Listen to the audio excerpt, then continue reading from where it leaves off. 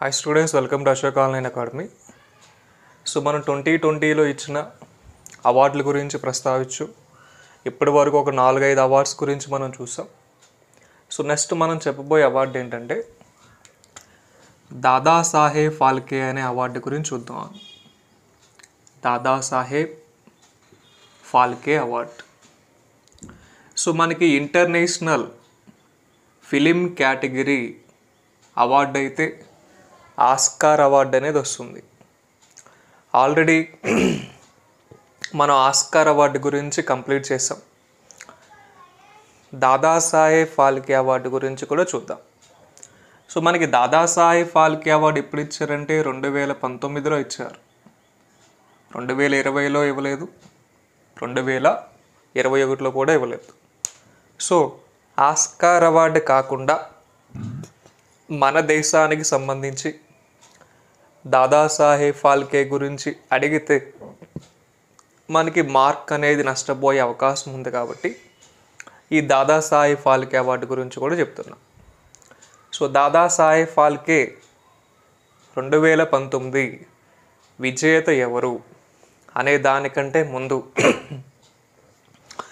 అసలు ఈ అవార్డు అనేది ఎలా వచ్చిందనే చూద్దాం. సో మనకి ఫాదర్ ఆఫ్ ఇండియన్ సినిమాగా the father of Indian cinema ఎవరంటే the father of Indian cinema Dhundiraj Govind Phalke అనే పేరు వస్తుందని. The father of Indian cinema Dhundiraj Govind Phalke అనే పేరు వస్తుందని. సో ఈయన పేరు మీదుగానే మనకి దాదాసాహెబ్ ఫాల్కే అనే అవార్డు వచ్చిందని.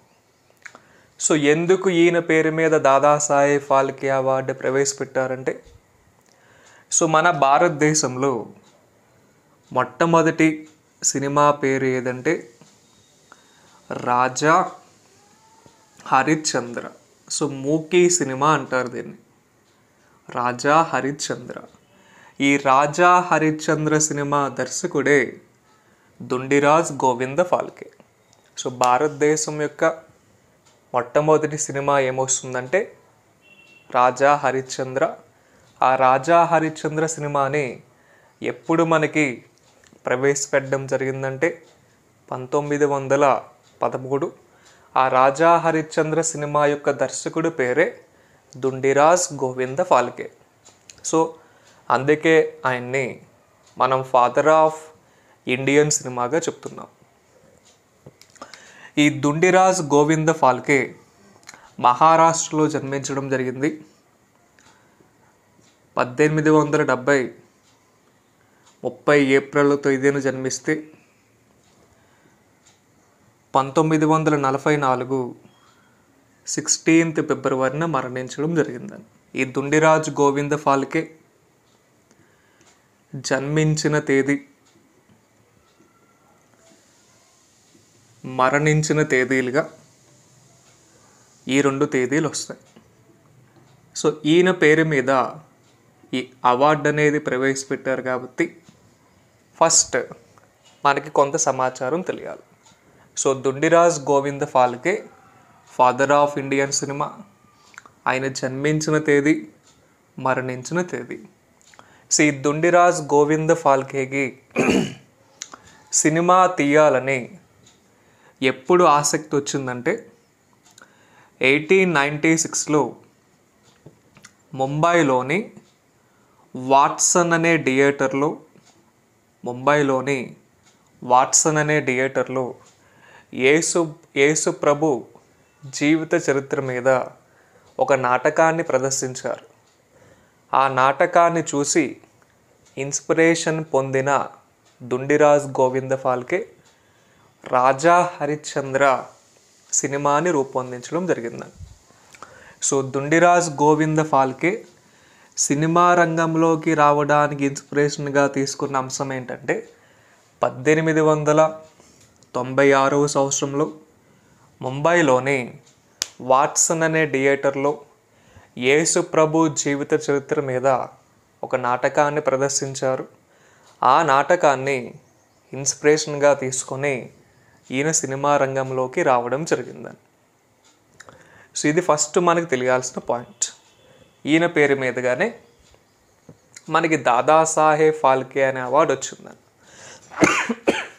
దుండిరాజ్ గోవింద్ ఫాల్కే అనే పేరు మీద మనకి దాదాసాహెబ్ ఫాల్కే అనే అవార్డు వచ్చిందని.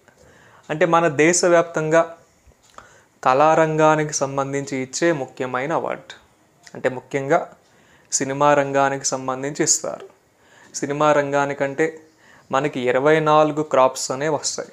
ఆ 24 క్రాప్స్కి చెందిన ప్రముఖమైన పర్సనాలిటీస్కి ఇచ్చే అవార్డు పేరే దాదాసాహెబ్ ఫాల్కే. సో ఇప్పుడు ముఖ్యమైన పాయింట్లోకి వద్దాం.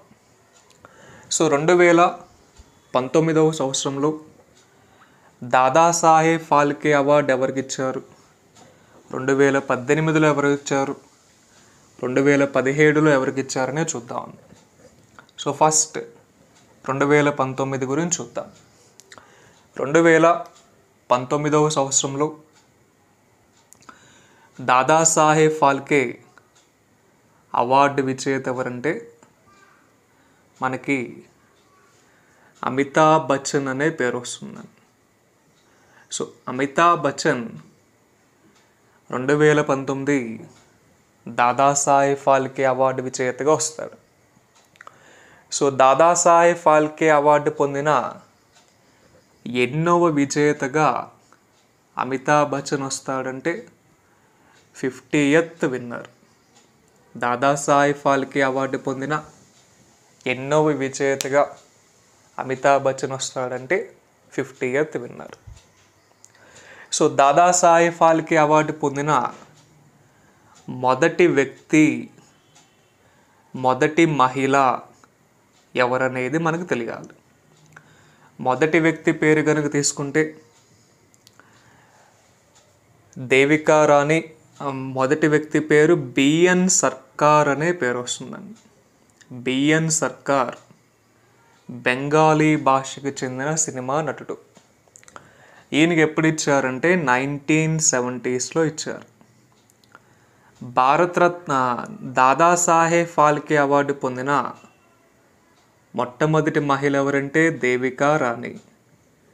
దేవికా రాణికి 1969లో ఇచ్చారు.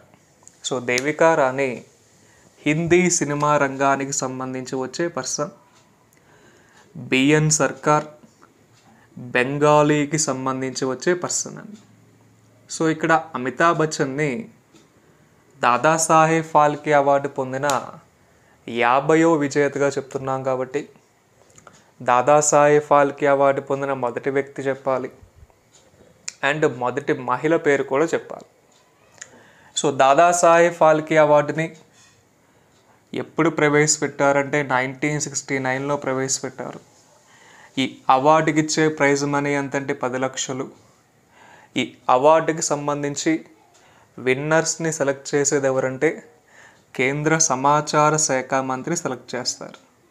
సో మనకి కేంద్ర సమాచార శాఖ మంత్రి ఎవరంటే ప్రకాష్ జవదేకర్ అనే పేరు వస్తుందండి. సో ప్రకాష్ జవదేకర్కి మొత్తం 3 మంత్రి పదవులు వస్తాయి. కేంద్ర సమాచార శాఖ మంత్రి, పర్యావరణ అటవీ శాఖ మంత్రి మరియు భారీ పరిశ్రమల శాఖ మంత్రిగా కూడా ప్రకాష్ జవదేకర్ అనే పేరు వస్తుందండి. సో దాదాసాహెబ్ ఫాల్కే అవార్డుని ప్రవేశపెట్టిన ఇయర్, ప్రైజ్ మనీ 10 లక్షలు. ఏ మంత్రి ఈ అవార్డుని ప్రదానం చేస్తారంటే కేంద్ర సమాచార శాఖ మంత్రి ప్రకాష్ జవదేకర్. సో అమితాబ్ బచ్చన్ని దాదాసాహెబ్ ఫాల్కే అవార్డు పొందిన ఎన్నో విజేతగా మనం చెప్తున్నామంటే 50. సో అమితాబ్ బచ్చన్ గురించి కొంత పర్సనల్ ఇన్ఫర్మేషన్ మనం తీసుకుందాం. దాదాసాహెబ్ ఫాల్కే అవార్డు పొందిన మొదటి వ్యక్తి బిఎన్ సర్కార్, మొదటి మహిళ దేవికా రాణి. సో అమితాబ్ బచ్చన్ని 50వ అవార్డు విజేత అంటున్నాం కాబట్టి ఆయనకి సంబంధించి కొంత పర్సనల్ ఇన్ఫర్మేషన్ మనం తీసుకుందాం. ఎందుకంటే అమితాబ్ బచ్చన్ మన దేశానికి సంబంధించి చాలా సంక్షేమ పథకాలకి కార్యక్రమాలకి ప్రచారకర్తగా ఉన్నాడు. సో ఏదో ఒక అంశం గురించి అడిగే అవకాశాలు ఉంటాయి.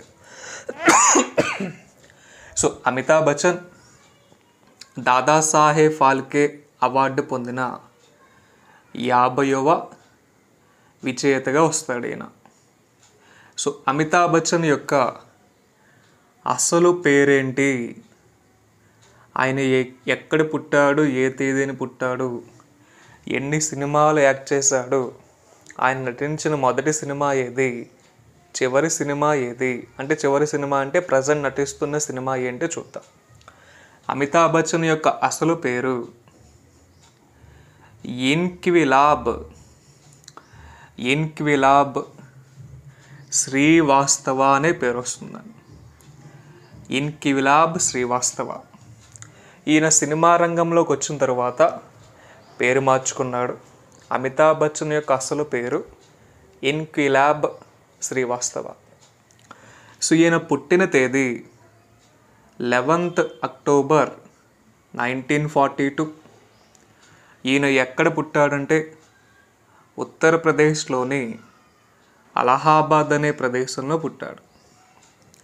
అమితాబ్ బచ్చన్ అనే వ్యక్తి పుట్టింది ఎక్కడంటే ఉత్తరప్రదేశ్లోని అలహాబాద్. ఇప్పుడు అలహాబాద్ని ఏ పేరుతో పిలుస్తున్నారంటే ప్రయాగ్రాజ్ అనే పేరుతో పిలుస్తున్నారు. ఆయన పుట్టిన తేదీ 11th అక్టోబర్ 1942.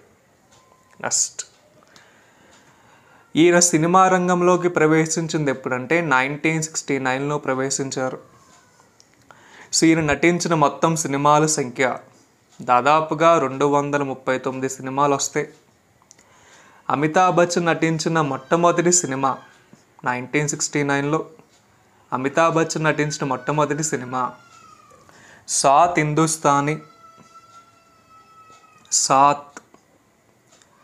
హిందుస్తానీ. అమితాబ్ బచ్చన్ నటించిన రీసెంట్ 239వ సినిమా ఏమొస్తుందంటే గులాబో సితాబో అనే సినిమా వస్తుందండి. సో అమితాబ్ బచ్చన్ సినిమా రంగంలోకి ప్రవేశించింది ఎప్పుడంటే 1969లో ప్రవేశించాడు. సో ఈయన సినిమా రంగంలోకి ప్రవేశించినప్పుడు ఈయన నటించిన మొట్టమొదటి సినిమా ఏదంటే సాత్ హిందుస్తానీ. ఈ సాత్ హిందుస్తానీ సినిమా దర్శకుడు ఎవరంటే ఖ్వాజా అహ్మద్ అబ్బాస్ అనే పేరు వస్తుందండి. సాత్ హిందుస్తానీ సినిమా దర్శకుడు ఎవరంటే ఖ్వాజా అహ్మద్ అబ్బాస్. గులాబో సితాబో సినిమా దర్శకుడు ఎవరంటే సుజీత్ సర్కార్ అనే పేరు వస్తుందండి. సుజీత్ సర్కార్ అనే పర్సన్ గులాబో సితాబో సినిమాకి సంబంధించి దర్శకుడైతే ఖ్వాజా అహ్మద్ అబ్బాస్ అనే పర్సన్ సాత్ హిందుస్తానీ సినిమాకి సంబంధించి వచ్చే దర్శకుడు.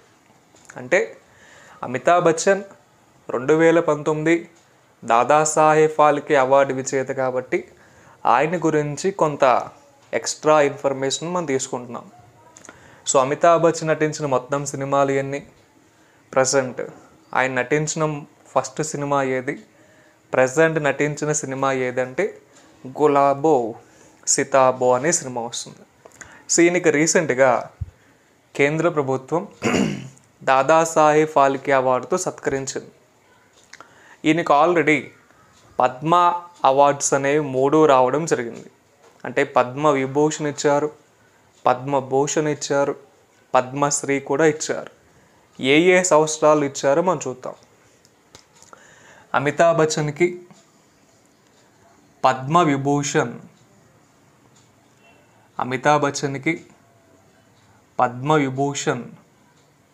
2015వ సంవత్సరంలో ఇవ్వడం జరిగింది.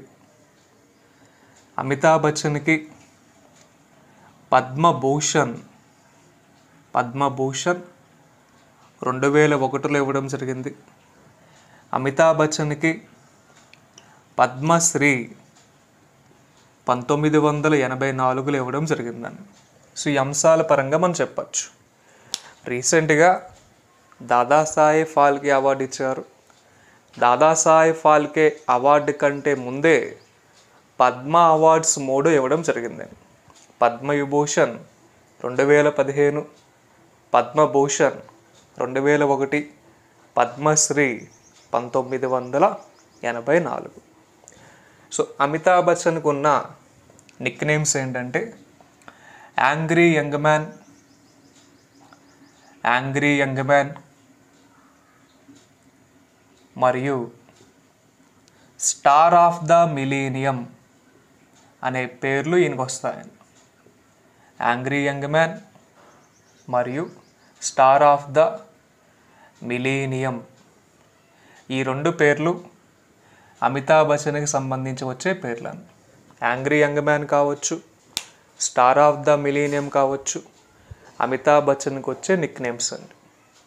సో అమితాబ్ బచ్చన్ సినిమా రంగంలో ప్రసిద్ధి పొందిన నటుడే, బట్ టెలివిజన్ రంగంలో ఈయనకి చాలా పేరు ప్రఖ్యాతులు రావడం జరిగింది. ఏ ప్రోగ్రాం ద్వారా అంటే కేబీసీ, కౌన్ బనేగా కరోర్పతి. సో అమితాబ్ బచ్చన్ కౌన్ బనేగా కరోర్పతి అనే టెలివిజన్ షోని ఎప్పుడు ఈయన ప్రారంభించాడంటే 2000 జూలై 30న ప్రారంభించడం జరిగిందని. కౌన్ బనేగా కరోర్పతి అనే టెలివిజన్ షోని అమితాబ్ బచ్చన్ స్థాపించింది ఎప్పుడంటే ప్రారంభించింది ఎప్పుడంటే 2000 జూలై 30. సో ఆయనకి సంబంధించి వచ్చే ఎక్స్ట్రా ఇన్ఫర్మేషన్, అమితాబ్ బచ్చన్ని గవర్నమెంట్ ఆఫ్ ఇండియా ఏ కార్యక్రమాలకి ప్రచారకర్తగా నియమించిందనేది కూడా చూద్దాం.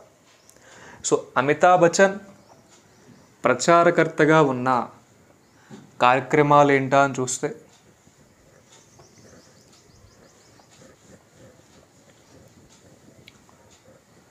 ఒకటి స్వచ్ఛ భారత్ అనే పథకానికి ప్రచారకర్తగా ఉన్నాడు. స్వచ్ఛ భారత్. 2 భారతదేశంలో ప్రతి సామాన్య వ్యక్తికి లేదా ప్రతి సామాన్య మహిళకి జీవిత బీమా, ప్రమాద బీమా కల్పిస్తానికి 2 పథకాలు ఉన్నాయి.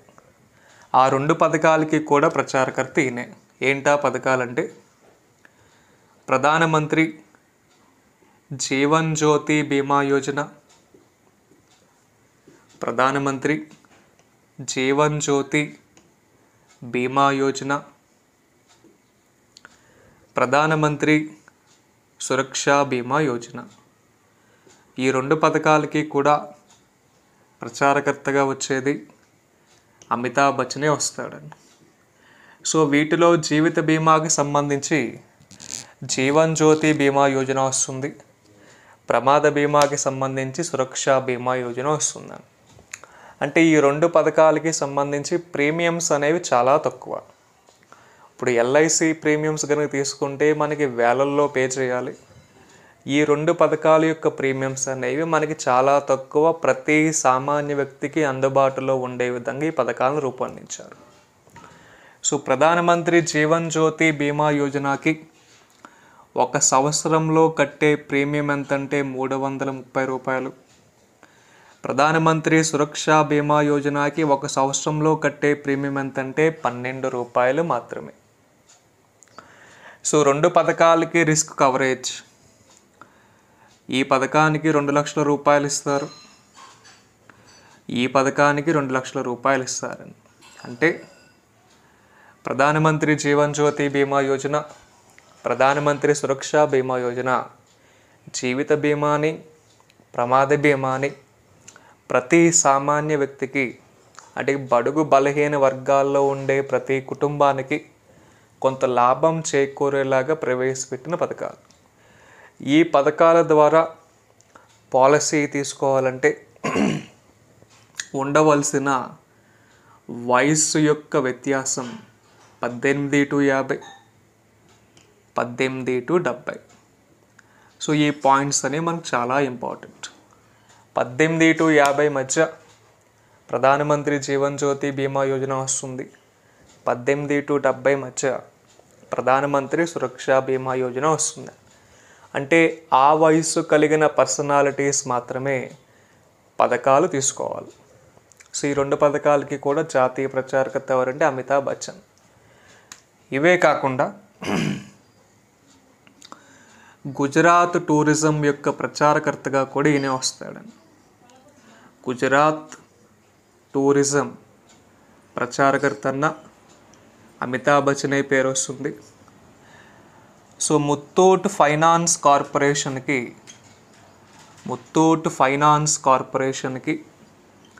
ప్రచారకర్త ఎవరన్నా అమితాబ్ బచ్చన్ పేరు వస్తుంది. Muthoot finance corporation.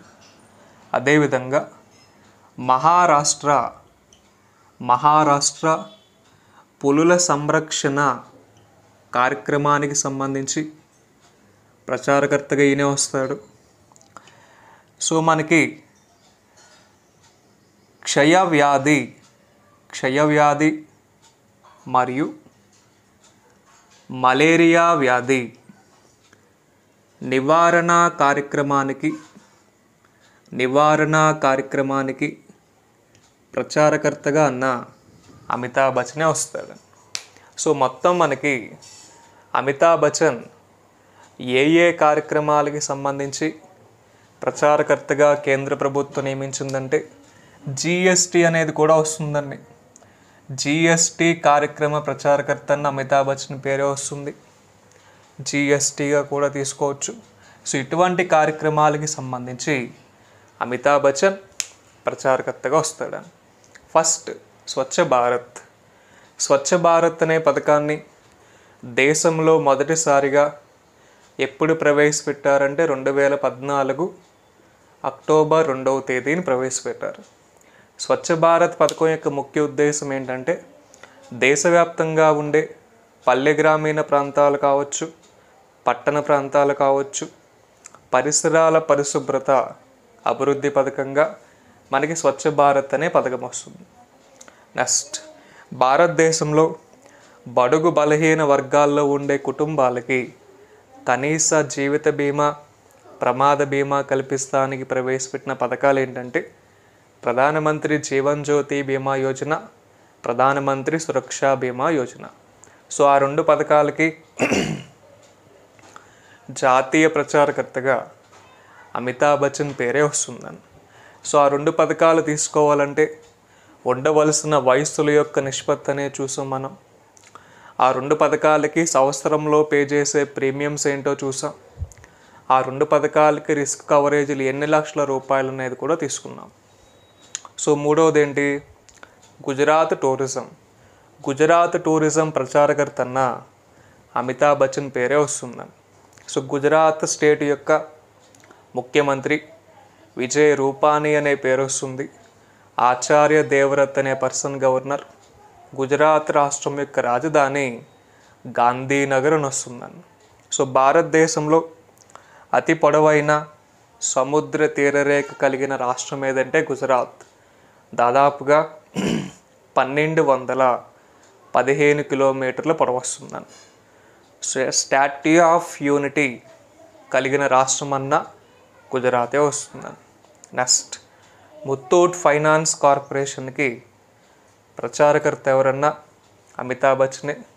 So Maharashtra పులుల సంరక్షణ కార్యక్రమ ప్రచారకర్త అన్న అమితాబ్ బచ్చన్. సో మహారాష్ట్ర పులుల సంరక్షణ కార్యక్రమ ప్రచారకర్త అంటున్నాం. సో మనకి ప్రతి 2 సంవత్సరాలకి అడవుల్లో ఉండే జంతువుల యొక్క సేకరణ ప్రక్రియ మనకు నిర్వహిస్తారు. అంటే దేశవ్యాప్తంగా జాతీయ అటవీకరణ సంస్థ యొక్క రిపోర్ట్ అనేది మనకి ఎవ్రీ 2 years కానీ ఎవ్రీ 3 years కానీ ఇస్తారు. సో మనకి 2018 జాతీయ అటవీ శాఖ యొక్క రిపోర్టు ప్రకారం దేశవ్యాప్తంగా ఉన్న పులుల సంఖ్య ఎంత, దేశవ్యాప్తంగా ఉన్న ఏనుగుల సంఖ్య ఎంత, దేశవ్యాప్తంగా సింహాలు అధికంగా కలిగిన రాష్ట్రం ఏది అనేది మనకి ఒక లిస్ట్ ఇచ్చారు. ఒకసారి వాటి గురించి కూడా చూద్దాం. మనకి దేశవ్యాప్తంగా ఉండే పులుల సంఖ్య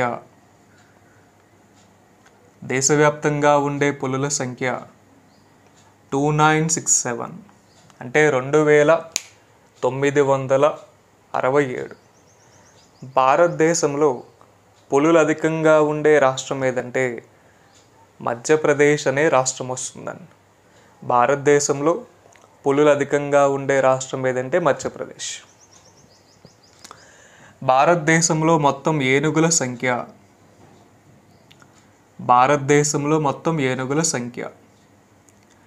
27,312. భారతదేశంలో మొత్తం పులుల సంఖ్య 2967 అయితే మొత్తం ఏనుగుల సంఖ్య 27,312. భారతదేశంలో పులులు అధికంగా ఉండే రాష్ట్రం ఏదంటే మధ్యప్రదేశ్. భారతదేశంలో ఏనుగులు అధికంగా ఉండే రాష్ట్రం ఏదంటే కర్ణాటక, కేరళ అనే 2 రాష్ట్రాలు వస్తాయి. భారతదేశంలో సింహాలు అధికంగా ఉండే రాష్ట్రం ఏదంటే గుజరాత్ అనే రాష్ట్రం వస్తుంది. సో దానికి సంబంధించి మనం చెప్పచ్చు. సో 2018 జాతీయ అటవీ శాఖ రిపోర్టు ప్రకారం మనకు వచ్చిన డేటా అది. భారతదేశంలో అడవులు అధికంగా ఉండే రాష్ట్రం ఏదన్నా మధ్యప్రదేశ్. భారతదేశంలో అడవులు తక్కువ ఉండే రాష్ట్రం ఏదంటే హర్యానా. సో క్షయవ్యాధి మరియు మలేరియా వ్యాధి నివారణ కార్యక్రమ ప్రచారకర్తగా మనం అమితాబ్ బచ్చన్ని గవర్నమెంట్ ఆఫ్ ఇండియా నియమించింది. క్షయవ్యాధి నివారణ దినోత్సవం ఎప్పుడు వస్తుంది? టీబీ డే అంటారు, మార్చ్ 24. సో మార్చ్ 24ని ప్రపంచ క్షయవ్యాధి నివారణ దినోత్సవంగా చెప్తారు. ప్రపంచ మలేరియా నివారణ దినోత్సవం ఎప్పుడంటే ఏప్రిల్ 25. ప్రపంచ మలేరియా నివారణ దినోత్సవం ఎప్పుడు వస్తుందంటే ఏప్రిల్ 25. ప్రపంచ క్షయవ్యాధి నివారణ దినోత్సవం ఎప్పుడు వస్తుందంటే మార్చ్ 24. సో భారతదేశంలో క్షయవ్యాధి నివారణకి సంబంధించి పెట్టిన టార్గెట్ ఏ సంవత్సరం అంటే 2025.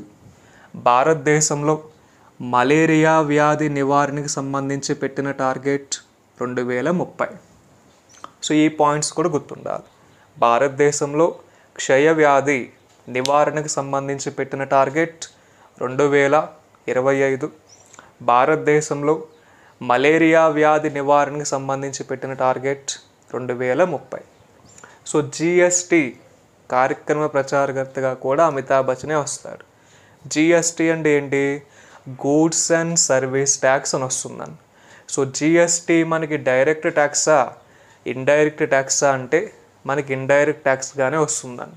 సో జిఎస్టి అనే బిల్లుని కేంద్ర ప్రభుత్వం ఎప్పుడు ప్రవేశపెట్టిందంటే 2017 జూలై 1వ తేదీని ప్రవేశపెట్టింది. సో ఈ అంశాలకి సంబంధించి మనకి అమితాబ్ బచ్చన్ జాతీయ ప్రచారకర్తగా వస్తాడు. Clear. So 2019 Dadasaheb Phalke award విజేత ఎవరంటే అమితాబ్ బచ్చన్.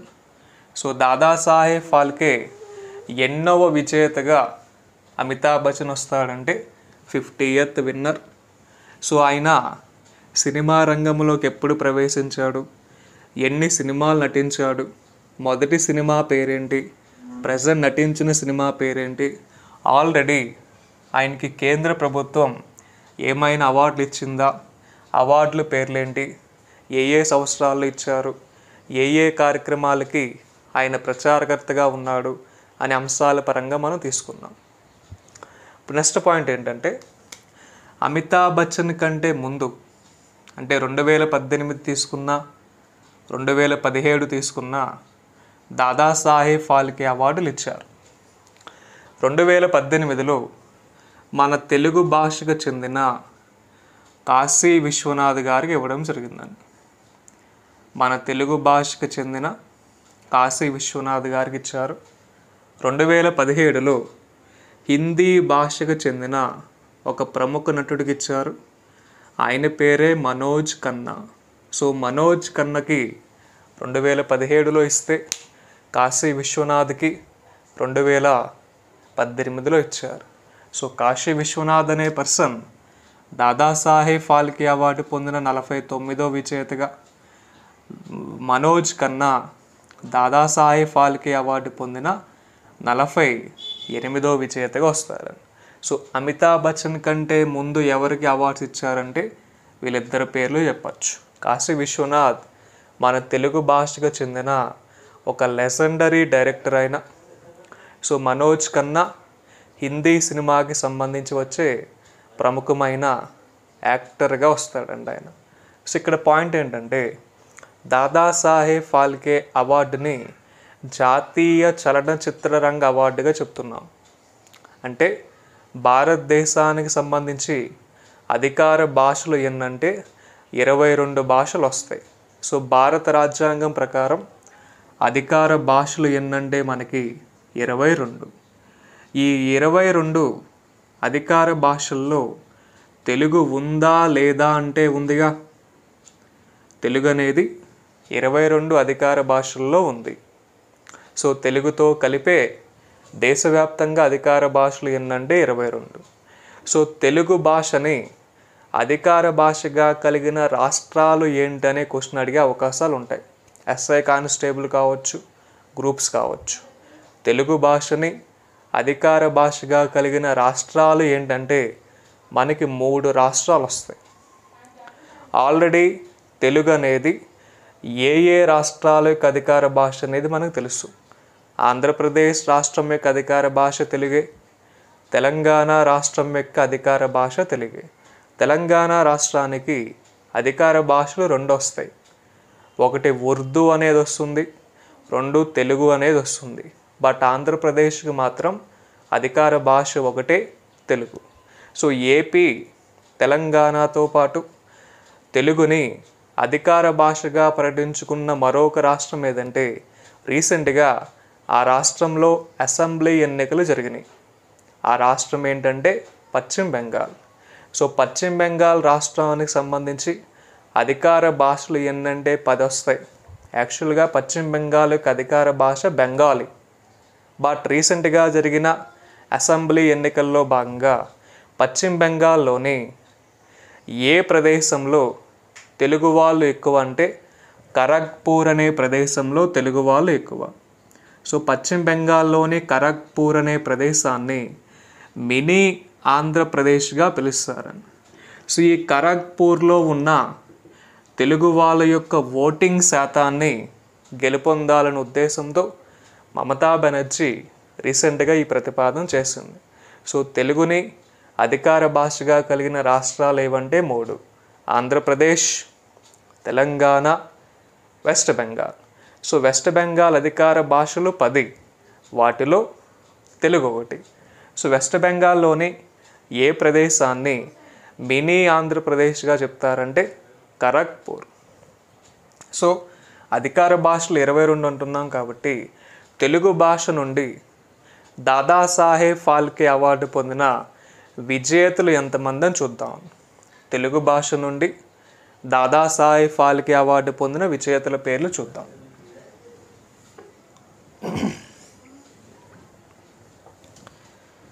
ఫస్ట్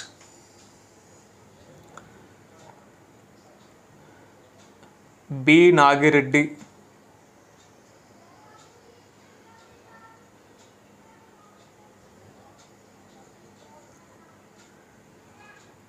బి నరసింహారెడ్డి,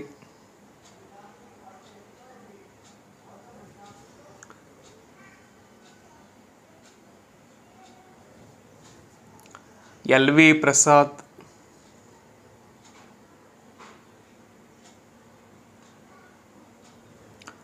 అక్కినేని నాగేశ్వరరావు, వాన్నే ఏఎన్ఆర్ అంటారు, డి రామానాయుడు, మరియు కాశీ విశ్వనాథ్. సో మనకి భారత రాజ్యాంగం ప్రకారం అధికార భాషలు 22, అధికార భాషలు 22కి సంబంధించి తెలుగు వస్తుంది కాబట్టి తెలుగు భాష నుండి ఈ అవార్డు పొందిన విజేతలు ఎంతమంది అంటే 6: B Nagireddy, B Narasimhareddy, LV Prasad, ANR అంటే వీళ్ళిద్దరూ దర్శకులు నిర్మాతలుగా వస్తారు. ఎల్వి ప్రసాద్ డైరెక్టర్, ఏఎన్ఆర్ నటుడు, డి రామానాయుడు నిర్మాత, కాశీ విశ్వనాథ్ దర్శకుడు. సో మనకున్న 22 అధికార భాషల్లో భారతదేశం యొక్క అధికార భాష ఏదంటే, అఫీషియల్ లాంగ్వేజ్ ఆఫ్ ఇండియా ఏదంటే హిందీ. సో భారతదేశంలో ఎక్కువ మంది మాట్లాడే భాష ఏదంటే హిందీ. సో జాతీయ హిందీ దినోత్సవంగా ఏ తేదీని చెప్తారంటే సెప్టెంబర్ 14. ప్రపంచ హిందీ దినోత్సవంగా జనవరి 10వ తేదీని చెప్తారు. September 14 national Hindi day and జనవరి 10 ప్రపంచ హిందీ డేగా వస్తుందని. సో ప్రపంచంలో ఎక్కువ మంది మాట్లాడే భాషల్లో హిందీ భాష ఎన్నో అతిపెద్ద భాష అంటే 4వ భాషగా వస్తుంది. ప్రపంచంలో ఎక్కువ మంది మాట్లాడే భాషల్లో హిందీ అనేది ఎన్నో అతిపెద్ద భాష అంటే 4. ఫస్ట్ ప్రపంచంలో అధికంగా మాట్లాడే భాష ఏదంటే మ్యాండరిన్ అని వస్తుందండి. సో మ్యాండరిన్ అనే భాష చైనాకి సంబంధించి వచ్చే భాష. దాదాపుగా ప్రపంచవ్యాప్తంగా 1.3 బిలియన్ పాపులేషన్ ఈ భాషని ప్రస్తావించడం జరుగుతుందండి. అంటే 100 కోట్ల పైమాటే మ్యాండరిన్ భాషని మాట్లాడడం జరుగుతుంది. సో మ్యాండరిన్ తర్వాత సెకండ్ లార్జెస్ట్ లాంగ్వేజ్ ఏదైతే స్పానిష్. మ్యాండరిన్ తర్వాత second largest language Spanish. Spanish తర్వాత third largest language English. English తర్వాత fourth largest language Hindi. Fifth largest language Arabic అనేది వస్తుందండి. సో ప్రపంచంలో అధిక మంది మాట్లాడే భాషల్లో హిందీ ఎన్నో అతిపెద్ద భాష అంటే 4. First Mandarin, second Spanish, third English, fifth Arabic అని వస్తుందండి. సో అమితాబ్ బచ్చన్ అనే వ్యక్తి కూడా మనకి హిందీ భాషకు చెందిన పర్సనాలిటీగా వస్తాడు కాబట్టి ఈ అంశాల పరంగా మనం ప్రస్తావన చేయొచ్చు. సో 2019 దాదాసాహెబ్ ఫాల్కే అవార్డు విజేత ఎవరంటే అమితాబ్ బచ్చన్. సో ఎన్నోవ విజేతగా ఆయన వస్తాడంటే 50. సో అమితాబ్ బచ్చన్ని ఏ కార్యక్రమాలకి గవర్నమెంట్ ఆఫ్ ఇండియా ప్రచారకర్తగా నియమించిందంటే మనకు ఒక 7 కార్యక్రమాల పేర్లు చెప్పాం. ఫస్ట్ ఏం చెప్పామంటే స్వచ్ఛ భారత్ అనే పథకానికి ప్రచారకర్తగా వస్తాడు. ప్రధానమంత్రి జీవన్ జ్యోతి బీమా యోజన, ప్రధానమంత్రి సురక్షా బీమా యోజన అనే పథకాలకి ప్రచారకర్తగా వస్తాడు. సో గుజరాత్ టూరిజంకి ప్రచారకర్త ఆయనే. మహారాష్ట్ర పులుల సంరక్షణ కార్యక్రమానికి ప్రచారకర్త ఆయనే. ముత్తూట్ ఫైనాన్స్ కార్పొరేషన్కి ప్రచారకర్త ఆయనే. భారతదేశంలో క్షయవ్యాధి మరియు మలేరియా వ్యాధి నివారణ కార్యక్రమానికి ప్రచారకర్త ఆయనే. మనకి ప్రపంచ క్షయవ్యాధి నివారణ దినోత్సవం మార్చి 24 వస్తుంది. ప్రపంచ మలేరియా నివారణ దినోత్సవం ఏప్రిల్ 25 వస్తుంది. భారతదేశంలో క్షయవ్యాధి నివారణకి పెట్టిన సంవత్సరం టార్గెట్ ఏదంటే 2025. భారతదేశంలో మలేరియా వ్యాధి నివారణకి పెట్టిన టార్గెట్ ఏదంటే 2030. జిఎస్టీ కార్యక్రమ ప్రచారకర్త అమితాబ్ బచ్చనే వస్తారు. సో ఆయనకున్న మరొక పేర్లు ఏంటంటే యాంగ్రీ యంగ్ మ్యాన్ కావచ్చు, స్టార్ ఆఫ్ ద మిలీనియం కావచ్చు. సో ఈయనకి దాదాసాహెబ్ ఫాల్కే అవార్డు ఇవ్వకముందు కేంద్ర ప్రభుత్వం ఆల్రెడీ పద్మ అవార్డ్స్ని ప్రకటించడం జరిగింది. అమితాబ్ బచ్చన్కి పద్మ విభూషణ్ ఎప్పుడు ఇచ్చారంటే 2015వ సంవత్సరంలో ఇచ్చారు. పద్మభూషణ్ 2001లో ఇచ్చారు. పద్మశ్రీ 1984లో ఇచ్చారు. సో అమితాబ్ బచ్చన్ యొక్క పూర్తి పేరు ఏంటంటే ఇన్క్విలాబ్ శ్రీవాస్తవ అనే పేరు వస్తుంది. సో దాదాసాహెబ్ ఫాల్కే అనే అవార్డు దుండిరాజ్ గోవింద ఫాల్కే అనే పర్సన్ పేరు మీద ఏర్పాటు చేయబడింది. ఎప్పుడు 1969లో ప్రైజ్ మనీ 10 lakh రూపీస్ అనేది ఇస్తారు. సో రాజా హరిశ్చంద్ర సినిమా దర్శకుడి పేరే దుండిరాజు గోవింద ఫాల్కే. సో రాజా హరిశ్చంద్ర సినిమాని మనకి ఎప్పుడు ప్రవేశపెట్టడం జరిగిందంటే 1913. సో ఈ అంశాలన్నిటినీ కూడా వీటికి సంబంధించి మనం ఇంటర్లింకింగ్గా చెప్పచ్చు. 2018లో కాశీ విశ్వనాథ్ గారికి ఇస్తే 2017లో మనోజ్ ఖన్నాకి ఇచ్చారు. సో తెలుగు నుంచి దాదాసాహెబ్ ఫాల్కే అవార్డు పొందిన విజేతలు వీళ్ళే. సో మనం ఈ అంశాల పరంగా వీటిని ప్రస్తావించవచ్చు. సో మిగతా అవార్డ్స్ గురించి, మిగిలిన టాపిక్స్ గురించి మనం నెక్స్ట్ క్లాస్లో ప్రస్తావిద్దాం. All the best.